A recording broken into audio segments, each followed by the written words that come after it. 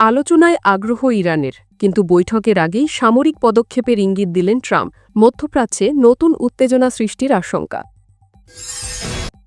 গাজা দখলের ৫৩% নিয়ন্ত্রণের পরও থামছে না ইসরায়েল। হামাস নিরস্ত্রীকরণের অজুহাতে মার্চে নতুন আগ্রাসনের আভাস।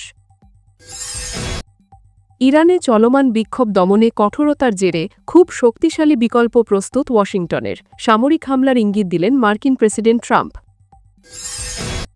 ইরানে অস্থিরতা উস্কে দেওয়ার পেছনে ইসরায়েলের গোপন ডিজিটাল যুদ্ধ, নির্বাসিত যুবরাজকে ক্ষমতায় বসাতে এআই প্রযুক্তির ব্যবহার।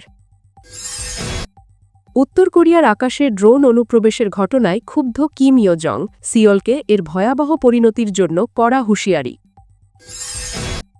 এবং ইউক্রেনের ড্রোন হামলায় কাস্পিয়ান সাগরে রাশিয়ার ৩টি তেল উত্তোলন স্থাপনা ক্ষতিগ্রস্ত। ভরোনেজ শহরে হামলায় নিহত একজন।